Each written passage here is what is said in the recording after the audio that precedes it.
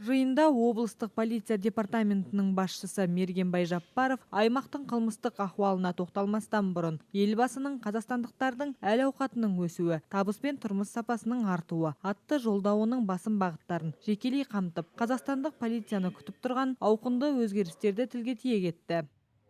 Құрметті қала тұрғындары, мен сіздермен осы кездесуде полиция қызметі туралы айтқым келеді. Елбасы өзінің Қазақстан халқына арналған кезекті жолдауында құқық қорғау органдарының ішінде полиция қызметін жағдайға сәйкес өзгертілуі туралы жоспарлануда. Оны өздеріңізге мәлім, оны білесіздер.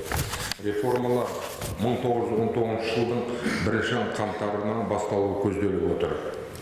Соның нәтижесінде еліміздің полиция органдарының халықтың тұрмыс қажетін қызмет көрсету үлгісі бойынша жұмыс жасайтын болады.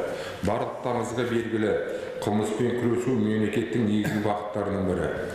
Осыған орай сіздерге айтарым, бірігіп жұмыс атқарсақ, қылмыспен күрес те өз жемісін береді. Уақыт талабына сәйкес полиция органдарының басты міндеттерінің бірі қылмыстардың алдын алу, қылмыспен күресе отырып азаматтардың конституциялық құқығы мен қауіпсіздігін қорғау, азаматтардың келіп түскен арыз шағымдары мен өтініштерді бұлжытпай орындауымыз қажет.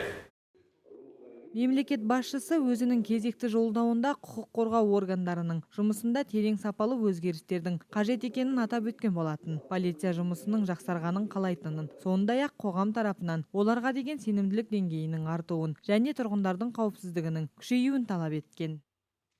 Действующий полицейский ждет вечерная аттестация. Енді жұмыс істеп жүрген полиция қызметкерлерін кезектен тыс аттестация күтіп тұр. Алдағы уақытта білімді, өз ісіне жауапты маман ғана жұмыс жасайтын болады. Полиция қызметкерлерінің жаңа стандарты бекітілді.